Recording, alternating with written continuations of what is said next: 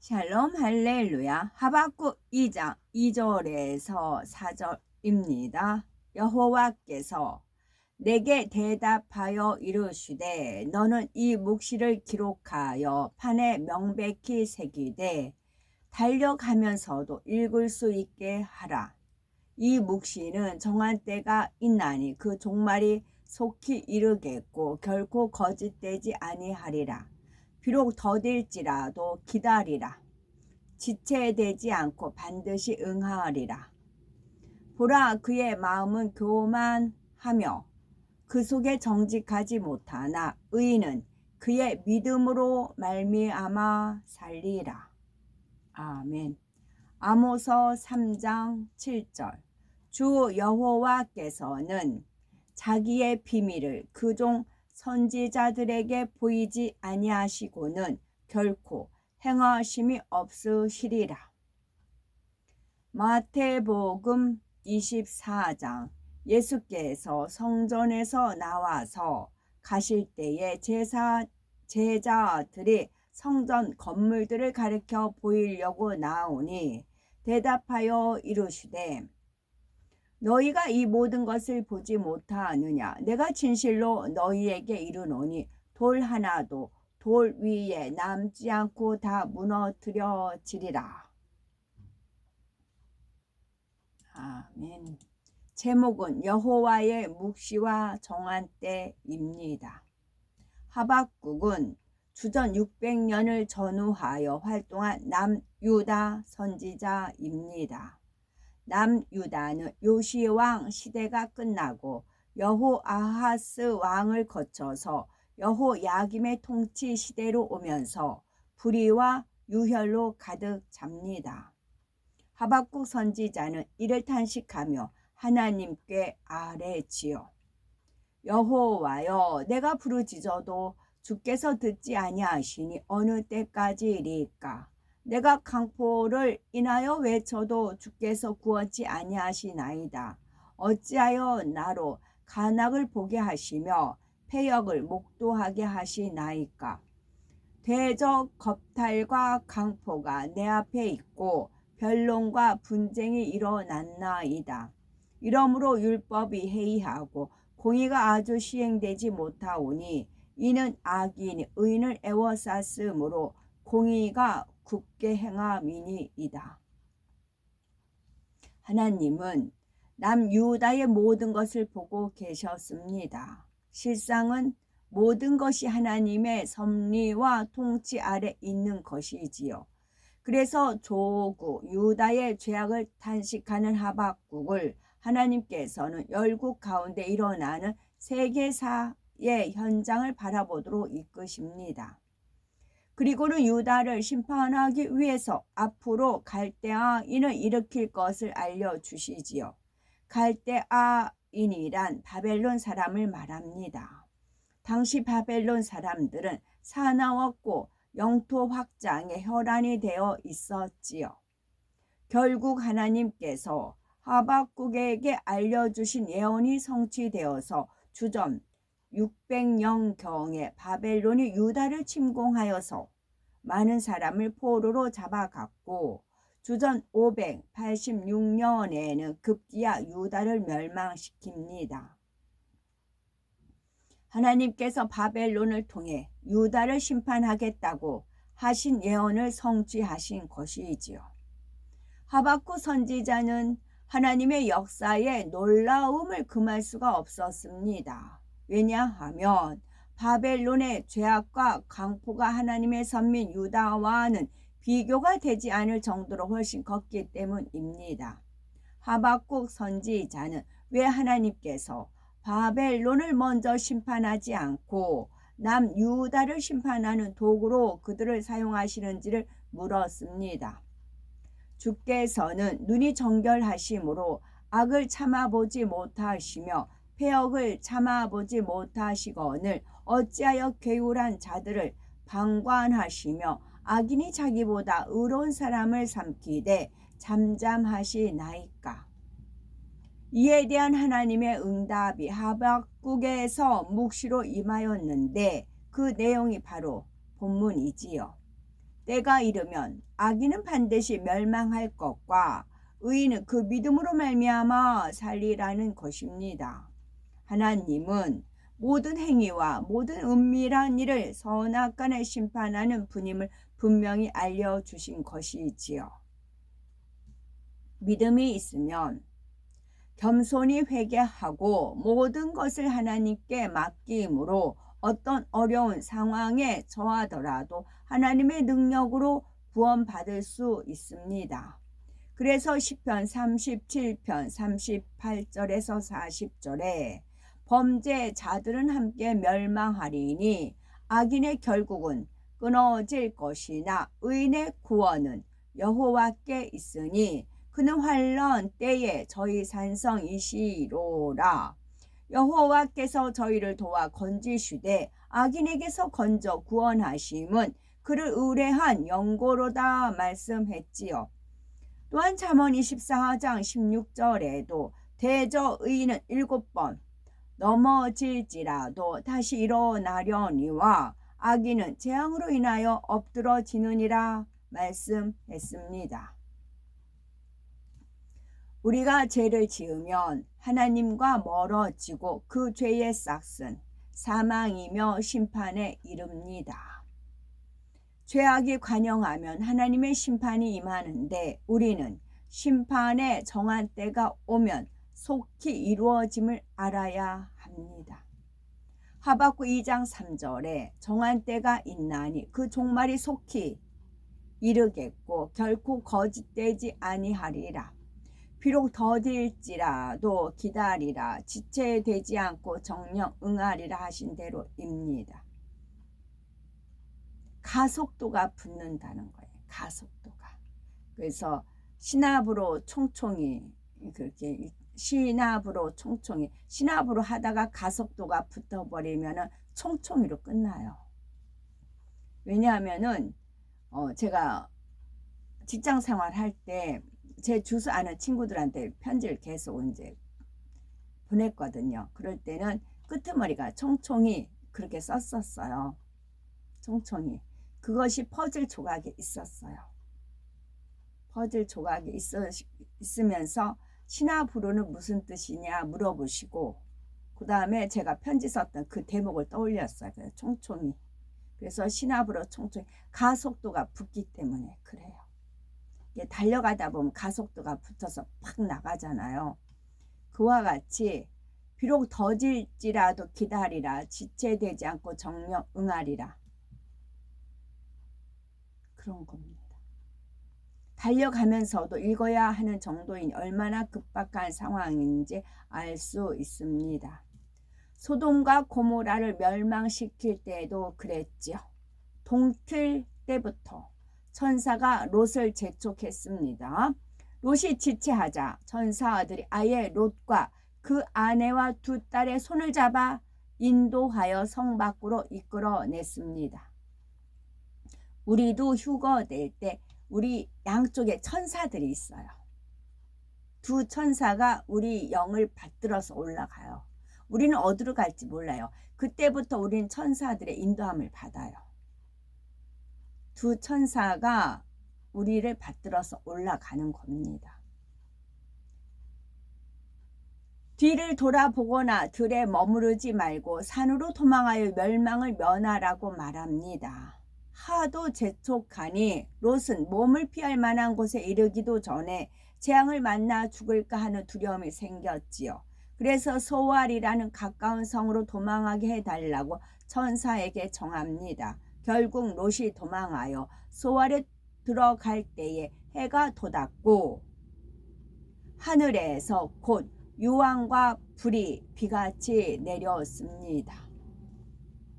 이처럼 소돔과 고모라 심판 때 정한 때가 되자 이처럼 소돔과 고모라 심판도 정한 때가 되자 급속도로 진행되었습니다. 그러나 의인은 믿음으로 말미암아 살리라 하신 대로 죄악된 성에서 그나마 하나님을 경외하기 위해서 힘쓴 롯의 가족은 하나님께서 천사를 보내 지켜주셨지요. 하나님의 말씀은 1점 일획도 변함이 없고 심판의 때가 되면 지체치 않고 이루어집니다. 하나님은 다음 스케줄이 있으세요. 휴거가 끝이 아닙니다. 휴거가 끝이 아니고 휴거한 다음에 일이 있어요. 그리고 이 땅에 두 증인이 활동을 해야 됩니다. 두 증인이 암암리에 지금 활동하고 있어요. 두 증인이 활동하고 있고 본격적으로 활동을 해야 됩니다. 그래서 바톤을 넘겨줘야 돼요. 그리고 제가 어디 유튜브에서 들었는데 이스라엘은 우리가 마라톤 할 때 이스라엘은 첫 주자래요.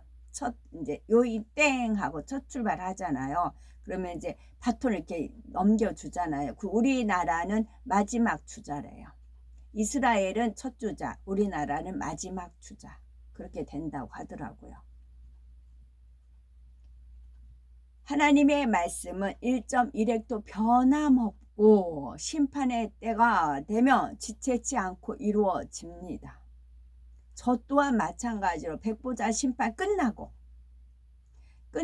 나서 후 하고 가는 곳이 있어요. 들국화, 연보라색 들국화가 한 발에 피어있는 들판을 달려간다니까요. 그게 제 마음. 백보자 대심판 딱 끝나면 거기까지는 저도 할 일이 있으니까 백보자 대심판 때 그거 딱 끝나고 가면 나머지는 천사들이 합니다. 끝나고 가면은 저는 막 달려가고 싶어요. 그 연보라색 들국화가 야훼 야훼 야훼 야훼 야훼 야훼 야훼 야훼 하면서 막 달려가고 싶어요. 그게 제 최종 종착지예요. 그러면 그때는 언제냐?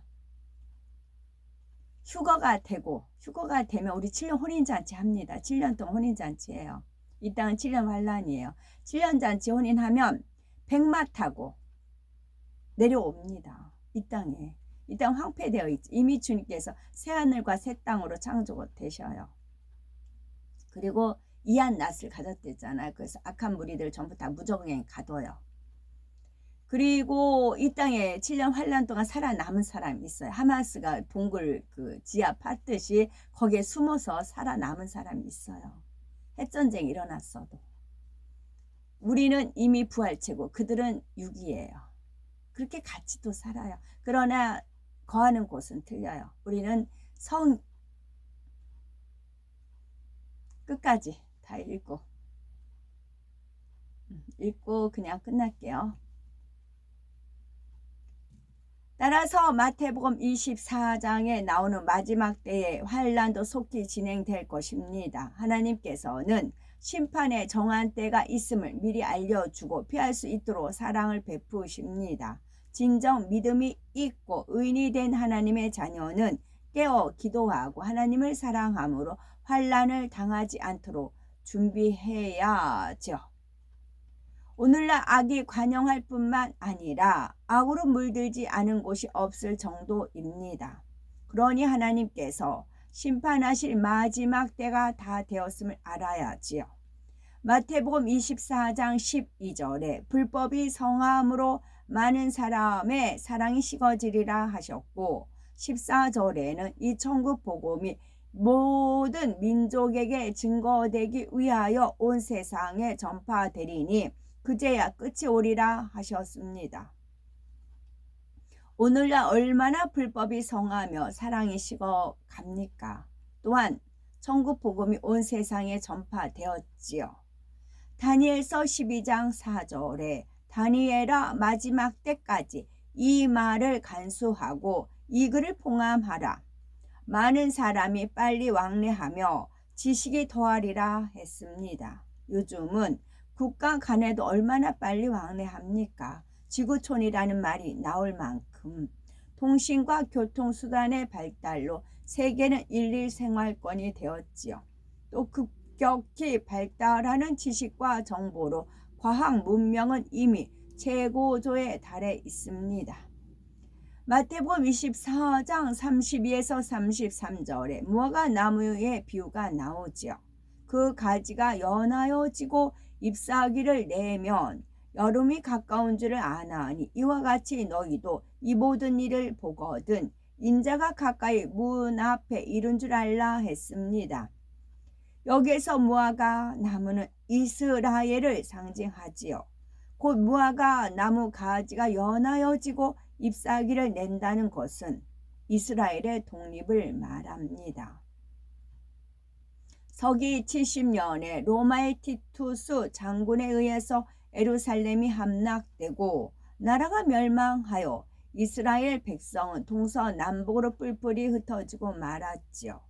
그런데 이스라엘이 다시 나라를 찾아 독립하는 것을 보거든 주님께서 가까이 곧 문 앞에 이른 줄 알라 하셨으니 지금이 마지막 때임을 알 수 있습니다. 그렇다면은 마지막 때가 가까움을 믿는 하나님의 자녀는 어떻게 살아야 할까요? 의인은 믿음으로 말미암아 살리라 하셨으니 오직 믿음으로 살아야 합니다.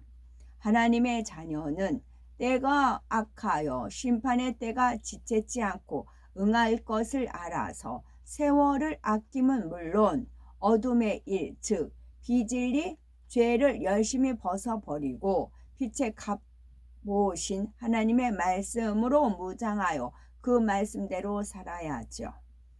그렇지 않고 세상을 돌아본다면 롯의 아내처럼 멸망당할 수밖에 없습니다. 심판을 피하여 소돔성에서 나온 롯의 아내는 뒤돌아보지 말고 도망하라는 천사의 말을 따르지 않고 불과 유황이 쏟아지는 소돔을 뒤돌아보다가 소금 기둥이 되고 말았습니다. 세상에 대한 미련을 버리지 못한 결과이지요. 하나님께서는 묵시를 하박국 선지자에게만 주신 것이 아닙니다. 오늘날 우리에게도 주고 계시지요. 아모스 3장 7절에 주 여호와께서는 자기의 비밀을 그종 선지자들에게 보이지 아니하시고는 결코 행하심이 없으시리라 했고 히브리서 13장 8절에 예수 그리스도는 어제나 오늘이나 영원토록 동일하시니라 했습니다. 그러므로 믿음을 지키며 세상의 악에 물들지 않고 선을 행하심으로써 주께서 심판하실 때에 구원은 물론이요 큰 상급을 받을 수 있어야 되겠지요.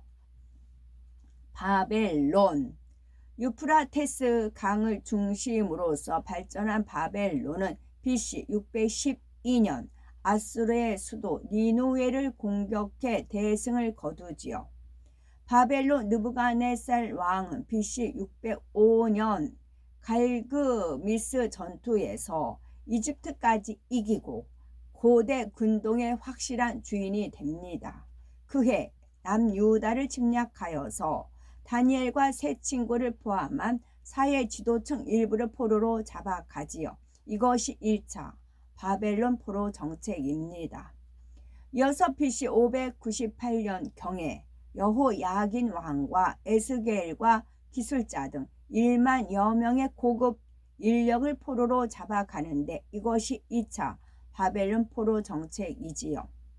바벨론은 BC 586년에 예루살렘을 초토화시키고 비천한 자들 소수만 남겨두고 모조리 잡아감으로써 3차 바벨론 포로 정책을 실시합니다. 고대 근동의 패권을 잡았던 무서운 바벨론이었지만 BC 539년경에 바사의 고레스에 의해서 멸망하여 가장 수명이 짧은 제국으로 기록되고 있습니다. 아멘.